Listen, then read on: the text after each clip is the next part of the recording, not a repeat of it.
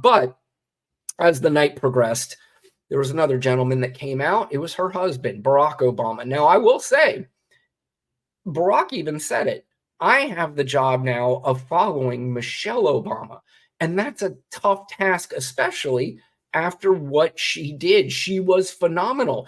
And if I had to rate both speeches, Barack was a 9.8. Michelle's was a 10. Michelle did that bit better, in my opinion. She was just on point the entire time. And she said it with the attitude of, you know what? I'm done with you running your mouth on me and my husband and everything else. I'm just done with it. And her tone, the way she just hit that dagger right through his heart in each time she spoke, and every word that came out of her mouth was perfect. She was absolutely perfect. If she wasn't great, I would tell you. In fact, I'm going to give you some of the things that I didn't think were so great about the DNC. But here is Barack Obama. We talk about, if you had to go back to the DNC and say, what were the best lines, right, through the DNC, which ones got the most attention? Michelle and Barack would probably be in the top 2 or 3. And of course, here's one where Barack Obama sort of takes a dig at Donald Trump and his, you'll see. Who will decide this election are asking a very simple question. Who will fight for me? Who's thinking about my future, about my children's future, about our future together? One thing is for certain, Donald Trump is not losing sleep over that question.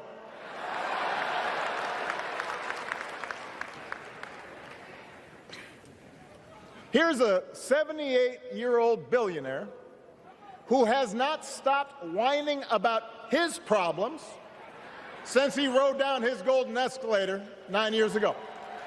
It has been a constant stream of gripes and grievances that's actually been getting worse now that he's afraid of losing to Kamala. There's the childish nicknames, the crazy conspiracy theories, this weird obsession with crowd sizes.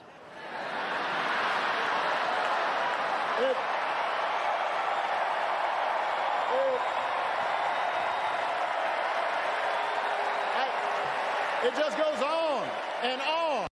I knew what he was talking about. The crowd clearly knows what he was talking about. He's making a dick size joke. There was absolutely no question about it. And that's the kind of stuff that really gets under Donald Trump's skin. He's not, I would say, man enough to take it. He just isn't. He's a fragile, old, sensitive man. He doesn't know how to take this stuff. In fact, the next day he was crying. They were so mean to me, the Obamas. I don't understand. He's not a tough guy. He's not the guy you people think he is. He's a little whiny, bitchy baby. And these people called him out. The Democrat coalition at the DNC called him out as the little whiny, bitchy baby that he is. And that gets to him. He cannot handle it. And that is phenomenal. I love it. I love the approach. I love the continuous attacks on this guy because it is breaking him. It is really breaking him. And the more this goes on, it's going to break him even more.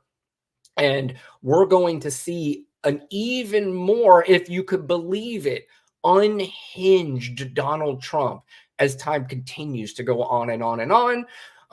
But, as I said now, everything feels great, right? Everything feels like we are in the driver's seat, like we are cruising to victory. But I think we all know and understand that it's not going to be a shock if Donald Trump still pulls this off, if he still wins the presidency, because we do still have this ridiculous system of the Electoral College. I promise you that if Republicans didn't need the Electoral College, they would have a long time ago said, yeah, we should be going to a place where the winner who gets the most votes should be president. The fact that we still don't have that makes absolutely no sense to me. And I don't want to hear this idea that there's some sort of there's a benefit or you get an advantage with the Electoral College being Democrats. That makes absolutely no sense. I mean, obviously, these Republican presidents that have won that didn't win the popular vote took advantage of the Electoral College. So there is no benefit for the Democrats of having it.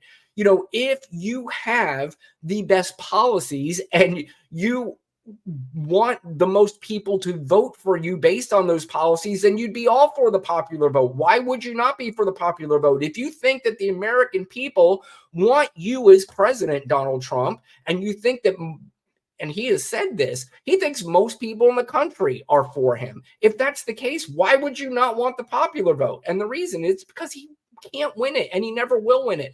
But of course, you know what I have to go through when I say that? I have to hear that, well, the only reason is because they allow illegal immigrants into the country and they vote for Democrats.